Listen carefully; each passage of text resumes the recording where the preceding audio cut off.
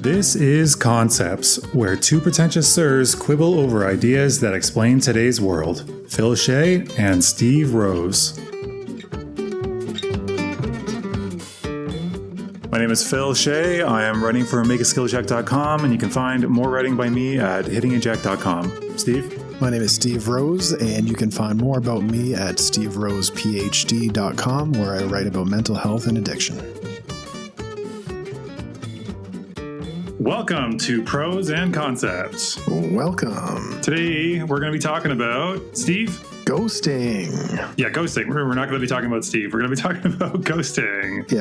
Yes, not me. So Steve, ghosting. Okay, for those who are unfamiliar with ghosting, this is going to be interesting for me as well because Steve did all the research on this. I didn't realize that there actually was literature on this. But Steve, what is ghosting before we talk about it like that? Yeah, so it has nothing to do with the supernatural. In this case, actually, let's pull a definition right from the literature. So a 2022 study, an empirical analysis describing an accessible definition of ghosting refers to it as ghosting is when one person suddenly ignores or stops communicating with another person without telling them why. So that's pretty simple. To add to that, it's usually involved with technological communications, contemporary dating experiences, and do a more elaborate definition by a 2019 study from Lefebvre. This author, he or she, or they tend to be common in the literature. They are probably one of the top ghosting authors or researchers I've come across, and they refer to it as unilaterally ceasing communication, temporarily or permanently, in an effect to withdraw access to individuals, prompting relationship dissolution, suddenly or gradually, commonly enacted via one or multiple technological mediums. Okay, so in short, it's basically just disappearing and not responding and not giving any explanation. So actually, not giving any explanation, I was listening for that because I've had an instance where by these definitions might be considered ghosting, even though she told me that it was over, she didn't give me any reason and then would not respond ever after that. So it was the girl from Australia.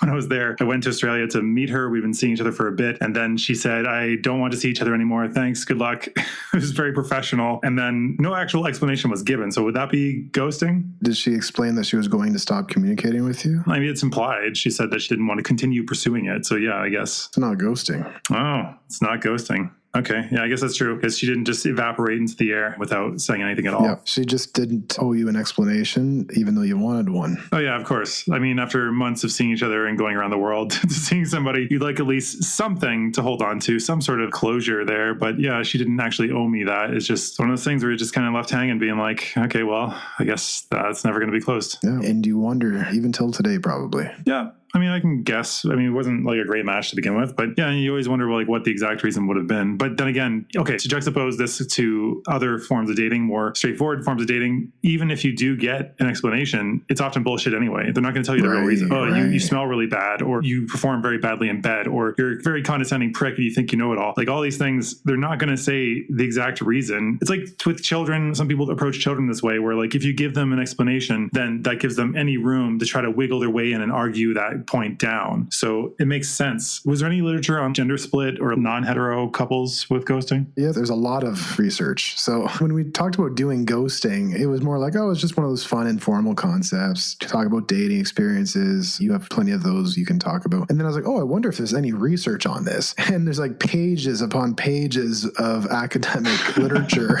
And I'm like, I can't summarize it all. And so I just have what I have and we'll talk about it. That's how we ended up doing A Need for Cognition, which I still feel that was a very indulgent episode where it ended up being like, oh, haha, look how smart we are. No, that wasn't the point, but it was more because it was a topic that I'd looked into a bit and we had almost started talking about outsourcing cognition, which I thought was just, okay, like counting on your hands is outsourcing cognition and talking to a friend is outsourcing cognition. But then I ended up finding out that it's an area in sci-fi and transhumanism and using technology to outsource or crowdsource cognition ended up being this huge thing. A lot of these topics we think are real small is my point. point, and we end up finding that there's a massive body of research. We're like, I don't have time to summarize this. Yeah, so I didn't go into any specific in-depth analysis on gender and sexuality. It was a feature that they mentioned a few times, but due to the large volume, I literally just summarized the first page of Google Scholar and maybe one from the second. What was the query you put in? What was the search term? Ghosting. That was it? Yeah, it's all psychological studies. They're all recent. Most are recent. 2019 to 2022 is quite a dearth of literature, as they would say. I guess it would be relatively easy to study during the pandemic. Yes. And it's a fun topic, too. Is it?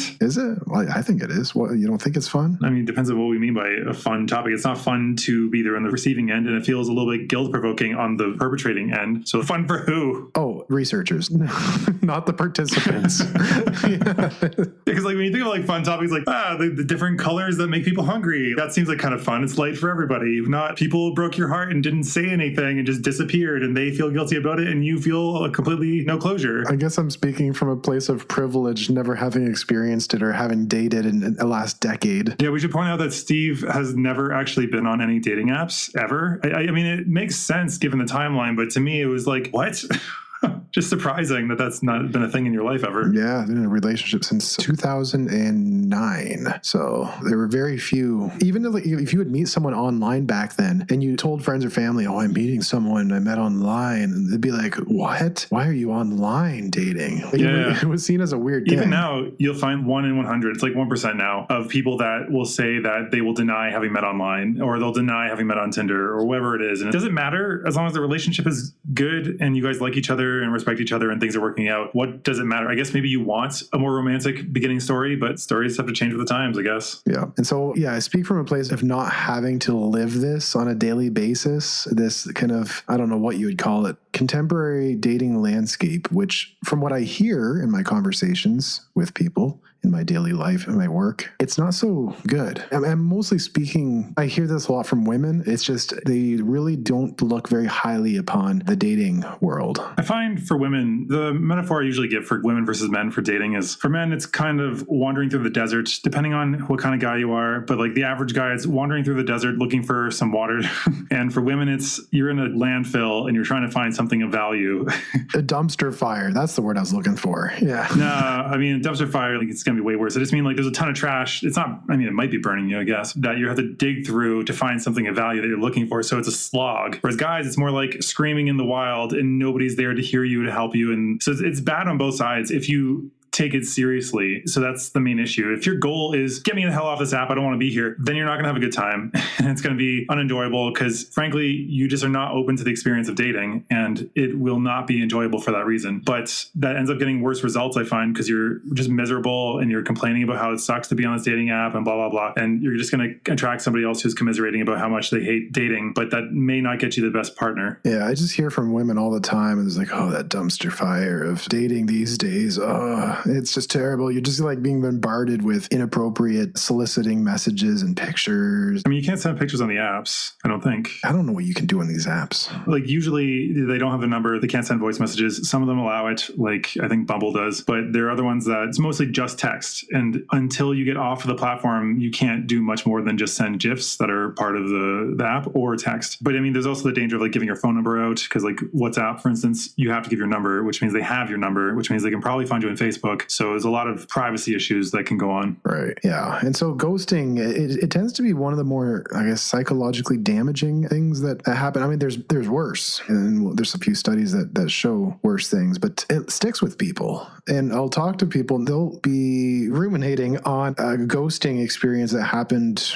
a year or two out, and they'll be talking about it still today, and it's really affecting their ability to function that day. And why do you think it sticks with them in such a way? Well, according to this study here, there's a lot of questions like... Wait, hold on, wait. I mean, if you have the answer based on research, then I want to guess first, because I have a theory. I just wonder how it works. I think to me, it really sticks with you is because like it's a form of rejection where you have no closure whatsoever. And so you're kind of left dwelling on the reasons that you don't like yourself. Yes, that. Exactly. It leaves an open loop where there's an uncertainty, and in the face of uncertainty, there's fear. And in particularly this case, it's what does it mean about me? So questions such as, it says in this study, what did I do to cause this? What is wrong with me? And why was I unable to read the situation? Yeah, I mean, what did they do to cause it? I think the answer is obvious that it could be nothing to do with them. It could be just like an offhand joke that was taken wrong. It could be circumstance. Maybe the person was hit by a car. The thing is, you have no idea. Like literally ghosting, right? Like if you really value somebody, you can often think there's more of a connection than there is. And you can end up being a bit more available, a bit more proactive, a little too talking to them. And then that can come off as neediness and then chase them off. So there's that. There's also the fact that you can't read somebody over text. Some people over text cannot communicate the personality at all. And some people are exactly the same as the way they communicate over text. So you have no idea where on that spectrum the people lie, right? Yeah. But to the point of why it creates so many mental health problems, the ambiguity, uncertainty, lacking closure, and people tend to fill the void with, well, maybe it was me. And years out, people can be really ruminating on this, and it's quite a sad situation. Yeah. I mean, if you don't have any current prospects or anything promising on the horizon, then you can ruminate on these things and think about what could have been. Like how if you had just not said that one thing, maybe like the thing is usually not just one thing, right? But if we are in more dire straits, we can think of how had I not said that one thing, everything would have been fine. But it's a fantasy to think that it was just that one thing. And it could have been just they were not upfront about all the things that were bothering them. And it overall would not have worked out. And the option's not there anyway. So we have to kind of come to terms with it and move on as hard as that can be. The reason why it's particularly harder is because unlike pre-technological times where there would be just the physical and psychological absence, now you have the physical and psychological absence with technological presence. And so you can actually still see this person out and about if you can have access to certain profiles or whatever. Yeah, you're not blocked. Yeah, if you're not blocked. And so that can hurt even more because you see this person kind of quote unquote living their best life, as they say. And then you're just like sitting there isolated and they're just showing you the best highlight reels of their life. So it really hurts. Yeah. And I was going to point that out too. It was the highlight reels too, because we don't put our laying there eating Cheetos in underwear with crumbs on our shirts. They don't put photos of that when you're doing social media stuff. So you will see only the best and them looking their best and them maybe hitting the gym and looking even more fit than when you were together. I mean, sometimes people actually even do that on purpose. This is aside from ghosting. It might still exist in that way, but to rub it in, to be like, look how good I am without you, or either to rub it in that they're better after the breakup, having broken up with them, or you should come back to me because I am this good. So you should come back. Yeah. It adds a weird element to the social dynamic there, where if you think maybe they're in the hospital or got in a car accident, you can go check their page and then you're like, oh no, they're just out partying. Okay, I feel even worse about myself. Look what I'm doing right now. I'm stalking them and they're out. I mean, that kind of fear turns into anger then too, because first you're like, oh, they're just busy. And then it's like, oh, what if something happened? Oh my God, what if they're like dying dead in a ditch? Oh my God, what if they're in the hospital? And then you see they're partying. You're like, fuck that person. I was concerned about them. I was worried about them and they're just out partying and they didn't bother to say shit to me. Yeah, I've heard that from people before. And anger is probably a healthier response than anxious rumination. Define anxious rumination. Particularly if it's self-directed. Like ruminating about like maybe they're in the hospital, maybe they're in a car accident. So continuing to think over and over again about what negative things may have happened. What may have happened to them. I guess it's not as psychologically damaging as ruminating about personalized motives. Like once you find out they're out partying, instead of the anger response, which is relatively healthy and motivates you to have personal boundaries and move on, the anxious rumination is it's anger internalized in a sense, like, oh no, I hate myself. What did I do? What does it mean about me? Why are they having fun? I'm not good enough to be out with them now. They didn't invite me. And so the anger directed inward turns into this anxious rumination regarding one's self-worth. And so the outwardly directed anger that you were describing sounds like to level up, let's just it's say. Actually healthier, yeah. Even though if taken too far, obviously these things are not healthy any longer, but any emotion's useful. Rage, it's usually pretty destructive. Hopefully the anger doesn't turn to rage, but to notice it and allow it to motivate you to have personal boundaries and move forward. I mean, that's a healthy mindset. Yeah. So let's dig a little more into this research. I don't even know if you've given us, how many studies have you even given us at this point? 1? 2. Okay. So what were the conclusions of those studies then? They were mostly about definitions and what it is and what it does. And that's kind of what we talked about right now. And now there's another study here, 2019 by Friedman and others, Ghosting and Destiny, Implicit Theories of Relationships Predict Beliefs About Ghosting. And this was quite interesting because remember when we talked about fixed mindset versus growth mindset like in our the early first episode? Or second episode? Yeah. One of the top 5. One of the top 5. It's one of our good episodes that somehow ended up in the beginning when we were not so practiced. Is that where we talked about shitting on a lawn? Yes.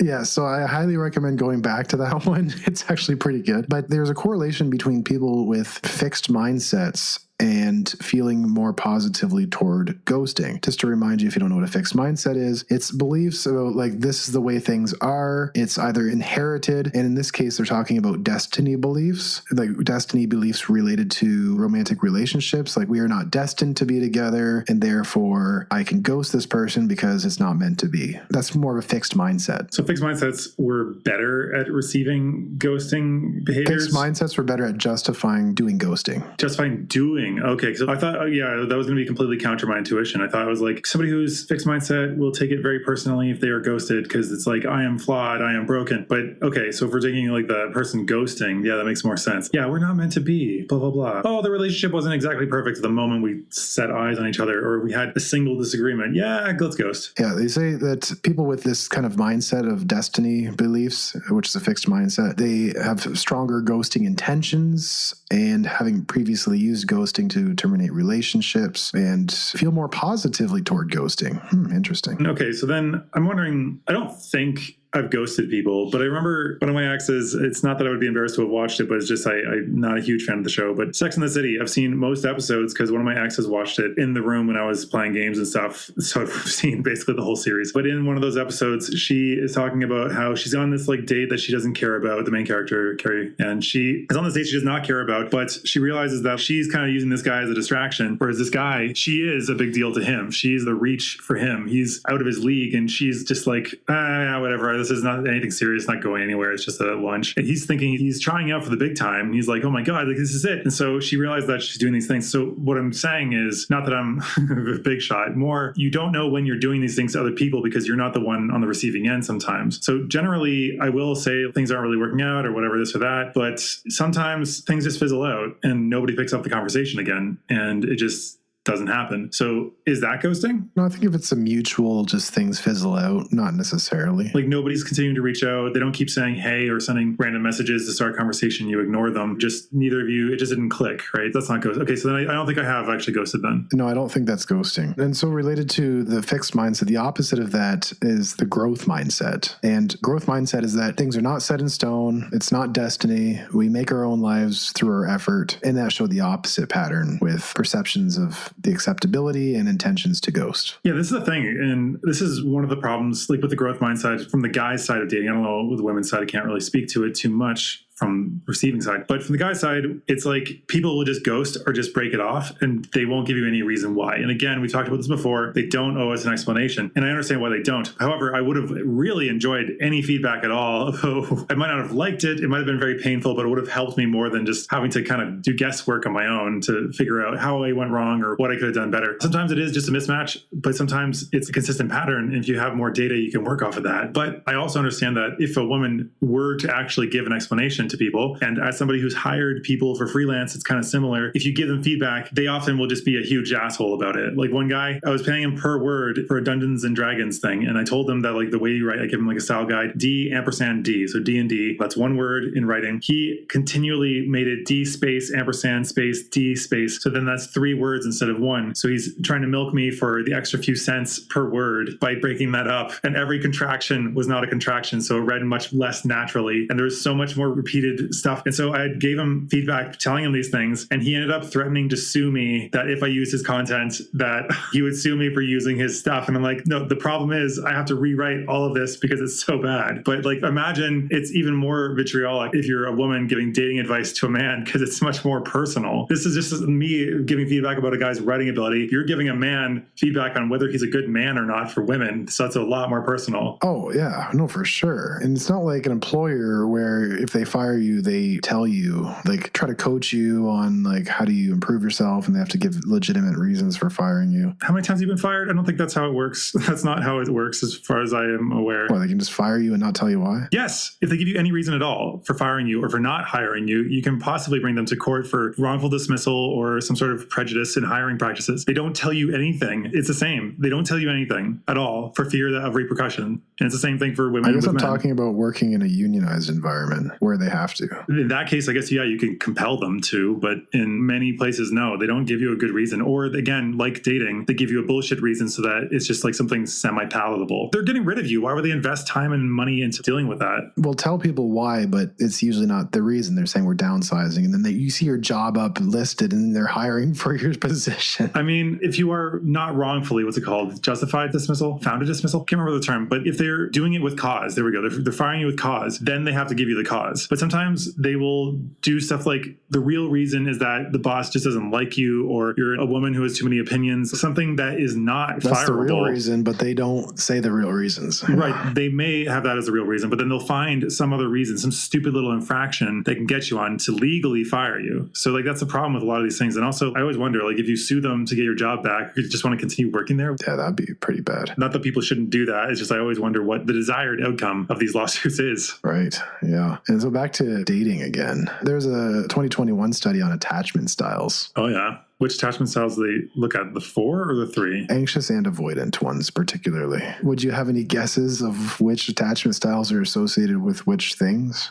Being ghosted or ghosting? Anxious would be ghosted and avoidant would be ghosting. That seems pretty obvious. Yeah, so individuals who had been ghosted or had both been ghosted and ghosted reported significantly higher anxiety than those who had ghosted or had no prior ghosting experience. On the other end, individuals who had ghosted or had ghosted and been ghosted reported significantly higher avoidance than those with no prior ghosting experience. Wait, I might have missed what you just said. Okay, it sounds like you said both of them had higher experiences of doing both. No, it's an and category, not an or category. So individuals who had ghosted or had ghosted and been ghosted. Okay. So it's complicated in terms of listening to the logic of it, but let's just say... Okay, let's say doing and receiving instead of ghost and ghosted, because that's a little harder thing. So, okay, anxious avoidant people individuals who had done it or had done it and had it done to them were more avoidant. Yeah. Okay, so avoidant people were more likely to do it or do it and receive it. Anxious people were more likely to receive it or receive it and do it. Yeah. Okay, so the missing pieces on each were avoidant people were less likely to have it done to them, and anxious people were less likely to do it, right? Yes.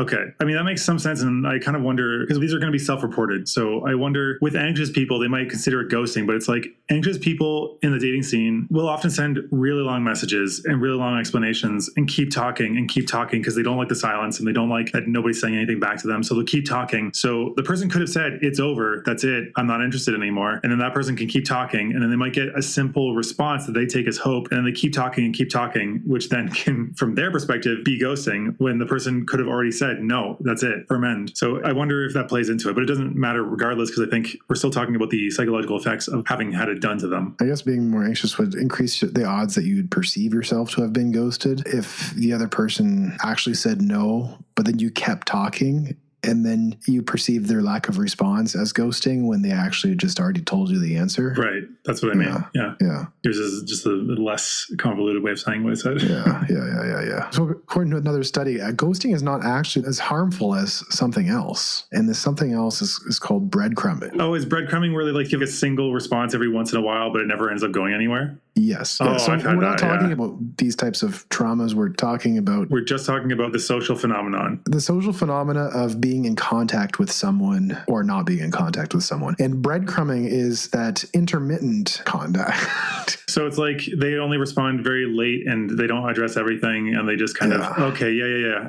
That seems to be the most pursued people are the ones that are doing it the most often, it seems. Because if I had to guess, I think it's because they've got too many options, too many people they're juggling. They're not that interested in everybody they're talking to, but they have all these options that are coming at them because they want to be with them. And so they may feel guilty or may be bored and finally just be like, yeah, okay, I'll just say one thing. So I can see that being a thing. Yeah, because it keeps you on the string for a long time. Like you're on the line thinking that it's going to come together again. The thing about breadcrumbing, they're giving you just enough attention or investment to keep you strung along. And it's almost like a slot machine of attachment experiences where you're like hoping, are they going to mess? Are they going to reach? Are they going to be available? And you're sitting there hoping like you're going to win the jackpot. And it affects you perhaps even more than just this clean break. And the study says that suffering breadcrumbing would significantly increase the likelihood of experiencing less satisfaction with life and having more feelings of loneliness and helplessness. However, no significant relation was found between ghosting and any of the examined psychological correlates. So this study particularly was useful in highlighting that it didn't show much about ghosting, but it just showed that breadcrumbing is worse in these particular psychological correlates they're referring to. Yeah, that makes sense. Because if you're ghosted, it's done. There's no response. You can keep shouting and doing whatever, but there's nothing coming back to keep you on the line. Whereas if you are interested and you don't have any other prospects and you're just all in on this one person and they keep occasionally every few days saying one thing or every week saying one thing, you think, oh, there's still hope.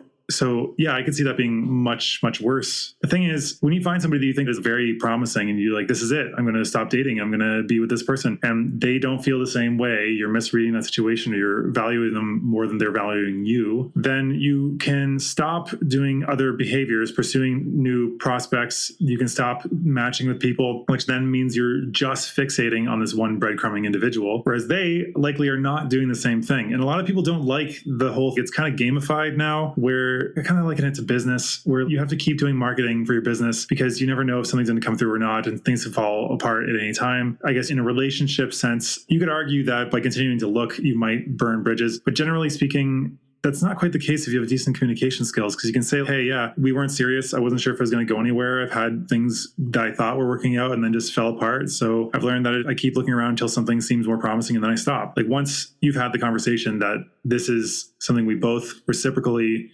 feel, then you can lock in and really rely on it. But if you're just projecting the things you want to see onto this person and you stop looking for options, you will end up isolating yourself where they may not be doing that at all. Yeah, and this breadcrumbing is often referred to as a form of psychological abuse. Really? Yeah. I mean, I guess I can see it, but it's almost self-inflicted to a degree. I would draw a line where you could become victim blaming. I mean, in the very early stages of messaging someone, sure. Because if it's like your first week and you're just messaging a ton of people. Okay, yeah, granted. If they haven't slept together or they've only been on like one date, but if they have talked about the future or like the person's promised a lot and they've slept together and they've done a bunch of other things, yeah, then I could see, okay, yeah, that seems like more the perpetrator doing it. But it's one of those fuzzy areas where it could be either. We're not talking about Tinder conversations. We're talking about you're actually supposedly exclusive and you're kind of months into the relationship. Oh, so they're too weak-willed to actually break it off. So they're just kind of pulling back and hoping that you'll just get the message so they don't have to break up with you. Like that kind of thing? Maybe, but I would say that the person might just be like a player or like actually just dating other people in the background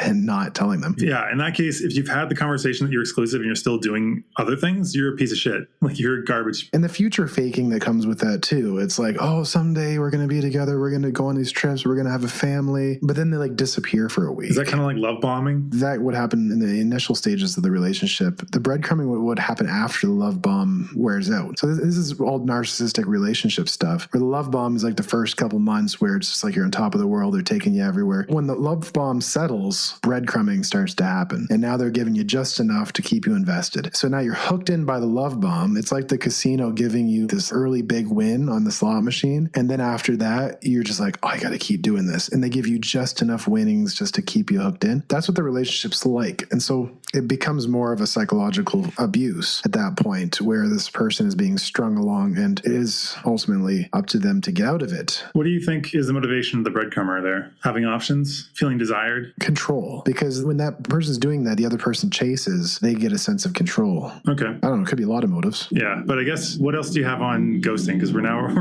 down this rabbit hole about breadcrumbing. Related to that, there's actually a study on ghosting and the dark triad traits, which I referred to. So the dark triad traits are psychopathy, Machiavellianism, and narcissism. And these three psychological traits, really, it's a kind of obvious conclusion of the study, but these types of people find it more acceptable to use ghosting in short-term relationships. Yeah. For those who are unfamiliar, what Machiavellianism is, it's about, to summarize, it's the ends justify the means. So you can do whatever you want so long as the outcome is the desirable outcome. So very unsaintly behavior a lot of the time. Yeah. So no surprise here that these are correlated. But interestingly enough, they said that it's not that acceptable to do in long-term relationships. Those dark triad people said that? Yeah. You should ghost in short-term relationships, no big deal, but don't do it in long-term ones. Yeah, I mean, it's more acceptable in that. I guess I can sort of agree with that. But like, I'm surprised, honestly, I'm just more surprised that they're drawing a line at all in terms of long-term relationships. Yeah. And they particularly find the acceptability of ghosting among narcissistic men and a little bit less so for psychopathic ones. I don't know why. That's very strange. More with narcissistic less with psychopathic people. I think maybe they don't want to deal with the hassle. They're more instrumental, and they say if you ghost someone, then that gives you a bad reputation, and therefore you can't manipulate them again in the future. I don't know. Because the narcissist would think that they're great regardless. Maybe a psychopath, the thing is they're not swayed by tears or by hurting somebody else's feelings. So yeah, it's more instrumental. If it's better to say like, hey, I actually don't like you anymore, you can go screw yourself, then yeah, that's a faster way of dealing with the problem. Yeah, the person might cry, they might feel bad, but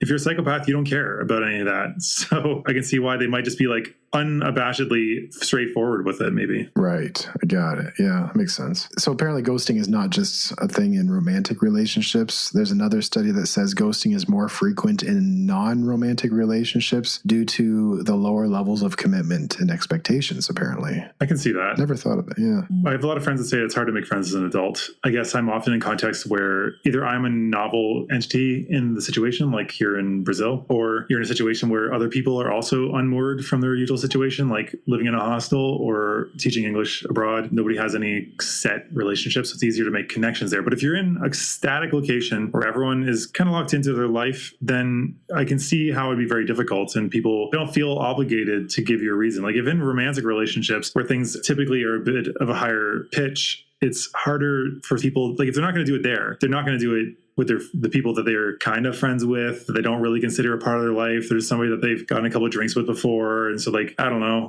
they'll figure it out. I've heard of people ghosting their family too. What? I've not heard of that. Like I hear in my conversations, obviously the type it's of like work counseling. I do. Wait. So they're being ghosted or they're ghosting their family? Being ghosted. If someone's ghosting their family, they'll use different terminology. They'll say like, I need personal boundaries with them. I had to stop contact because they're abusive. There could be some legitimate reasons for why they stop contact. But if from the parents' end, they're like, my daughter, son just ghosted us, and then like, it can be a thing. Yeah. I guess ghosting is often in the eye of the beholder. So the person that's being ghosted will be the one that will determine whether they feel it was ghosting or not, I suppose. Perfect segue to this study over here that explains all this. Oh, great. Yeah, let's go for that. Go for it. I don't know any of this research. There's some hilariously named studies. Like I feel like the researchers were having fun with the topic. They're like, my boo became a ghost. Ooh. Like, oh my God, really? That's so bad. The one that I was just referred to in terms of non-romantic relationships, it says from best friends to silent ends.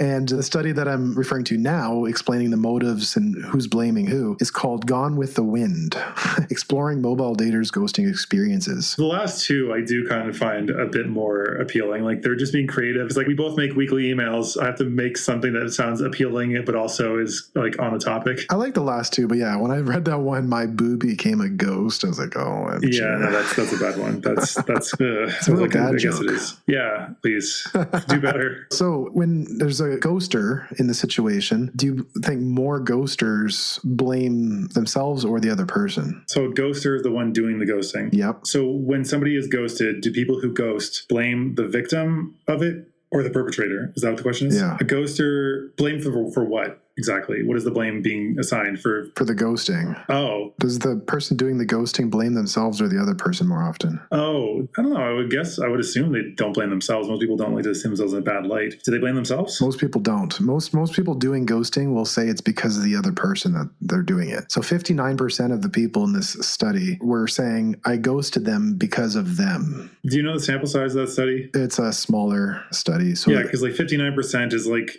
okay, it was like 80%, then like, okay, wow. So the number of that 59% is 128 participants said that. These are real small studies, and I can't blame them for it, but it's like... It's a qualitative study. There's a quantitative component to it, but it is a smaller study, yeah. What do you mean by qualitative again? It's talking about their ghosting experiences or lived experiences. So it's not like they're doing a Likert scale, 1 to 7, what are the feelings about blah? Or... They're doing a thematic analysis where they're looking at the themes and what people are saying and tallying it up. Oh, okay. Then yeah, I guess that makes sense why it would be a smaller sample size. That feels like the conclusions are even less sound to me. It seems like it's a good foundation study, but not like a good conclusion study. If you know what I mean? Like it's the beginning of the research. It's not the end of that. This is not going to be the end of this line of research. We're going to find more studies based on this. Okay. A study explores 328 mobile daters. Okay. 328. Yeah. So fairly small. Gives us some interesting stuff though. And no surprise that most people blame the other person because we don't like to see ourselves in a bad light. Yeah, we always have justifications, actor-observer bias. So the person being ghosted, though, do they more often blame themselves or the other person? themselves? They actually more often blame the other person. So 67%, which is 95 respondents, indicated they ghosted because it was the other person's fault. Yeah, I don't know. The thing is, we don't actually even know the objective truth here. And we can't know the objective truth. So it's interesting because even like when we examine our own reasons why we did it, we often can't know conclusively. I have friends say like, why'd you do that? And it's like, wow, I was feeling this. I was in this physiological state, like I was hungry or thirsty. I didn't sleep well, and I have a history with this thing that's related. I'm not going to say all these things out loud because it's going to be like really annoying for somebody here. But like when I'm trying to figure out why did I do that thing exactly, you can come up with really justifiable, seemingly moral, good reasons for yourself as to why you did it. But those are usually not the real reasons. So honestly, when asking people why they do stuff, we confabulate. We come up with plausible explanations that make us make sense and make us look good, even to ourselves. So I don't know if the truth of these things can even be found out. What do you think?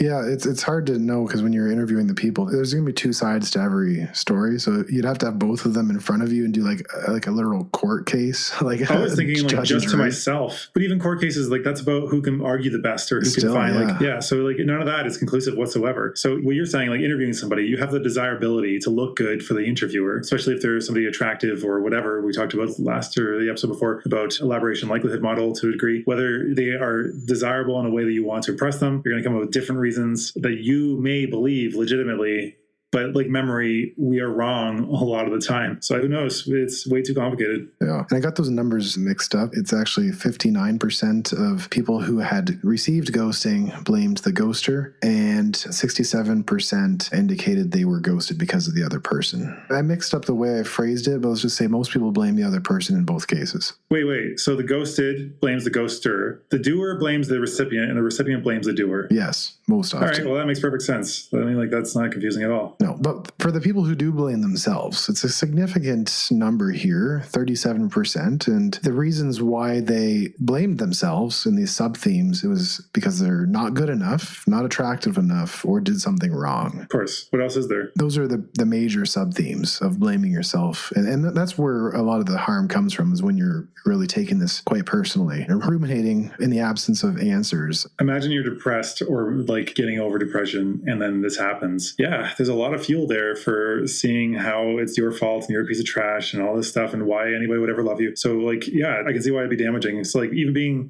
assuming I am psychologically healthy, it can be difficult at times when you really value somebody and they just disappear. Yeah. Even if you understand why, even if like the things you did wrong, like I've talked about before, even when you know that those things, you're like, I shouldn't have done those things, god damn it. Yeah, it's not like that closure helps you necessarily. It still is like you're kicking yourself for having done that. So dating is tough. As they say. I hear that a lot. So one finding that did stand out though is that people doing the ghosting were not just doing it for like what we had typically referred to as like immoral or unethical reasons where they're just kind of being manipulative or non-committal. A lot of the times people doing the ghosting were actually doing it to protect themselves because the ghostee was perceived to have been kind of aggressive or repeatedly sending unsolicited messages or having some stalking behavior. So the person doing the ghosting was blaming the other person for quite self-protective reasons. As we were saying before, they didn't feel safe in sharing I'm going to guess that that's like very much skewed towards women, of course, because like dangerous guys tend to be more dangerous. So yeah, I can definitely see that being a thing. Because like I said, like even if you like a woman were to want to give you real reasons for why they broke it off, like they're opening themselves up to huge threat. Like maybe you are insane and you're gonna like that's not a great term, but like maybe you are unhinged and you're gonna do something about it. But it's not just about not telling you why, because they could not ghost you and then not tell you why. But it's about cutting all contact because they didn't even feel safe even saying I can't see you anymore. To me, they're essentially the same thing. They're a trigger that might set off a potentially violent and volatile, threatening figure. So like, of course, you're not going to want to poke that bear. You're just going to leave it unknown. And then whatever you do, if the person's unhinged, they're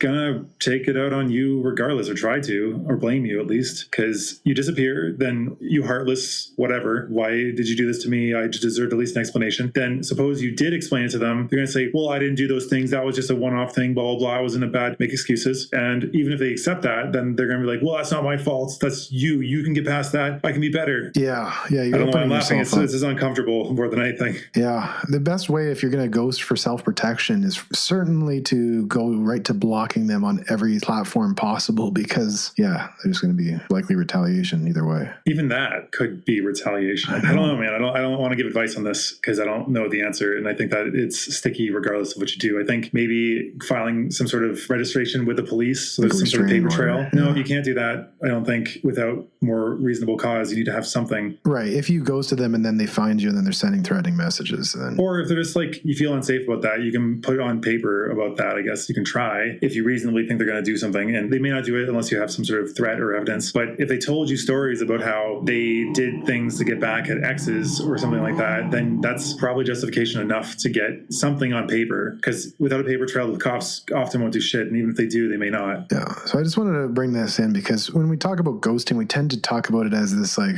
avoidant, kind of not so good thing that people do. The perpetrator is the bad one, is what the kind of the theme through a lot of this. But you're right, it is also protective. It's also used for some maybe legitimate reasons here. It's not just avoidance and immaturity or what have you. So we got about 5 minutes. What else you got? Well, there's an interesting component here, the predictors of pain. And this shows there's a few things that predict how painful ghosting is going to be for you. So here it is. It says the more often one had experienced ghosting on a mobile app predicts... Received it? Yeah. The more often that you had experienced it, received it, it predicts the level of pain. The less often one has ghosted others predicts the pain. Interesting. So the more you ghost others, it actually inoculates you against pain. I mean, sure, you could look at it that way. But the more often you ghost others might be associated with some of the dark triad stuff as well. There's also that. I mean, that's a fair point. I'm also thinking that because you've done it, you justify it as something that people just do. Right. That was actually one of the most common rationalizations for ghosting of that's just what people do. It's just what comes with dating these days on the apps. Yeah. It was kind of just as normalized was the most common rationalization. So that could predict it. So yeah, don't go out and just start ghosting a bunch of people to like vaccinate yourself psychologically. No, because you could just be making yourself a worse person and sinking down. And because you're now becoming a worse person, you're like, yeah, worse people are more justified in doing these things because I do those things too. And I'm a good person. That's the thing, right? Like if I find a wallet and I just take all the money out and drop it, and that's my default, and I see somebody else do that, am I going to call them a bad person knowing full well that I have done that and would do that? No, because I think I'm not a bad person. Nobody thinks themselves a bad person. They all think that the reasons they do things are justified. So seeing somebody do that, you're like, That's the most common. But when we're talking about people with actual severe depression, then they fine. chronically think they're a bad person.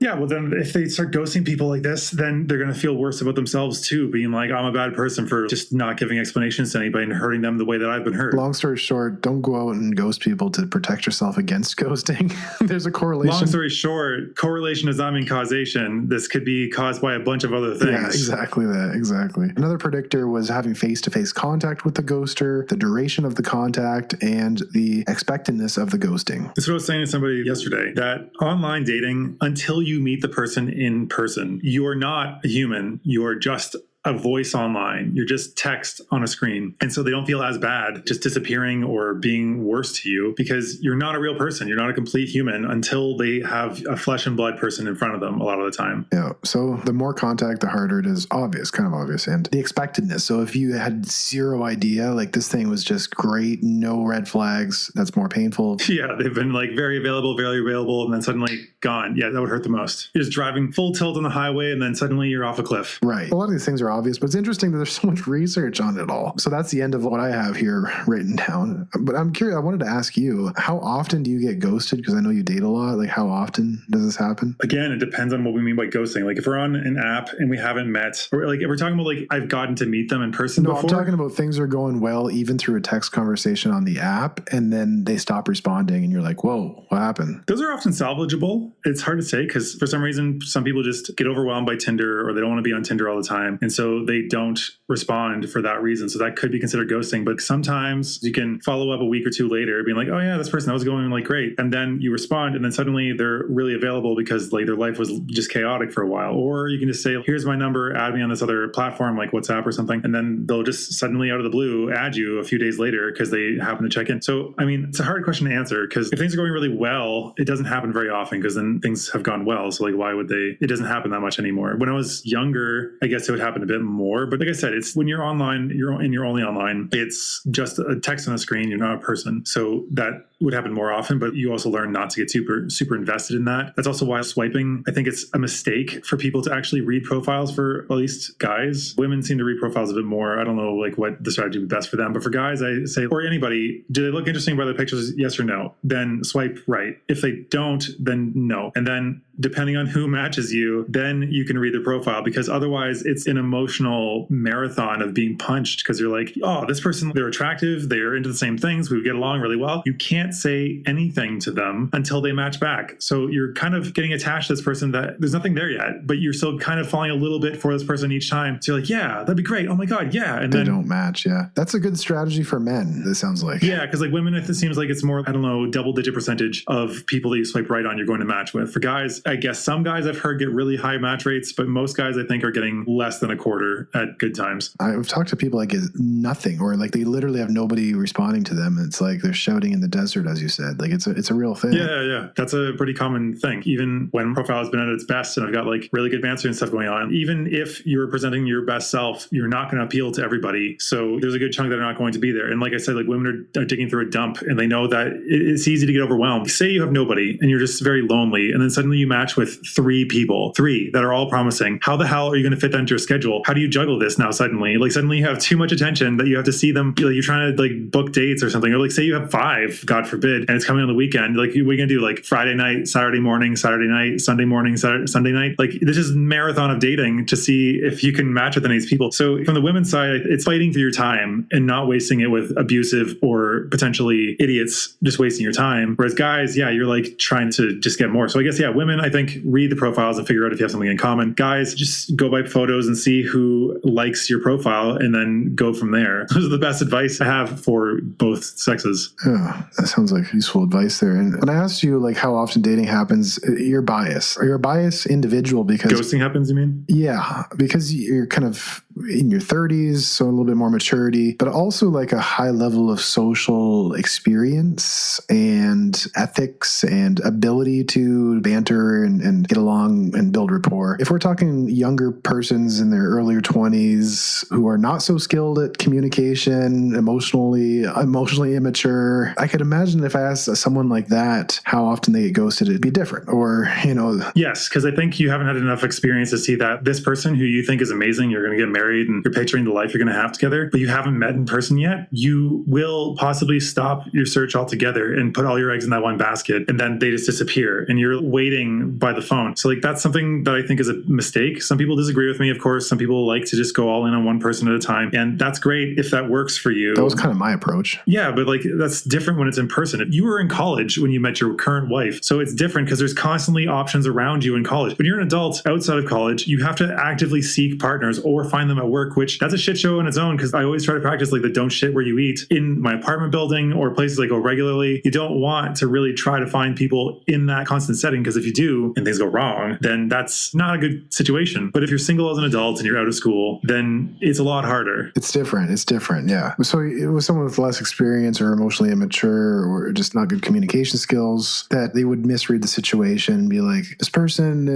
I'm going to marry this person. They get over-invested, and then it's a red flag to the other person who chases them off. They get less attracted. And yeah. Possibly, unless it's reciprocated. But it's like romance movies like to make it seem like you're supposed to do this big gesture at that point, or could declare your love or whatever. And in an ideal world, that would be reciprocated and things would be perfect. But that's not where we live, unfortunately. And generally speaking, that will end up shooting you in the foot. And while it can be cold to keep looking, even though you think you have somebody, until you have a conversation, it's not for sure. And even if you do, it's still not for sure. Like everything is a constant negotiation in relationships, and you have to keep talking about them. Yeah. So I think that was a pretty comprehensive analysis, I would say. What are your thoughts? I feel like it was meandering, but I don't know. Hopefully it was interesting. I don't have any real recap because we talked about some solutions for what to do about ghosting, and breadcrumbing is worse. Yeah, potentially not take it personally. Yeah, because they're just projecting your online profile, and it's a different skill set altogether. Texting game, like talking entertainingly in text, is a different thing than being a good person. We can say that. Also, how you present yourself online, that's impression management. That's marketing. That's not the same skill. And so all these things things. You may not have them. It's fine. They're judging those abilities. They're not judging you as a person. Not all of us are good marketers. Not all of us are good at texting. And so I wouldn't take it personally. Just understand that you have to maybe play to your strengths. Try to get to a phone call or something first. And if someone ghosts you well into a relationship, well, I don't know. There's nothing to be done. That's a red flag about their ability to communicate. And if you were to stay in that relationship, well, maybe it's best that it happened now. There can be a bunch of landmines randomly buried throughout your relationship. Yeah. So would you want to be with that person anyway if they were going to do that in a long-term relationship? That is a wise thing to think, but at the same time, it's extremely painful in the moment. Yeah, it is. It is. But it's right. Like, you're right. It's better to get these things, if they're going to be shitty, it's better to get them away sooner rather than later. You don't want to be married and have kids when you know it's not going to work. Yeah. And they come to you with a surprise divorce. I mean, that happens a lot too. I talk to people like, oh, my 20-year husband, wife, whatever, came to me with divorce papers out of the blue. Like, that there's literally no happens. obvious, like, there's no signs. That happens for sure. So if the person ghosts you maybe a few months or a year into dating, hey, it's better than the alternative. But I wouldn't say that if someone's right in the initial stages of grieving. But yeah, we're a little over our time now.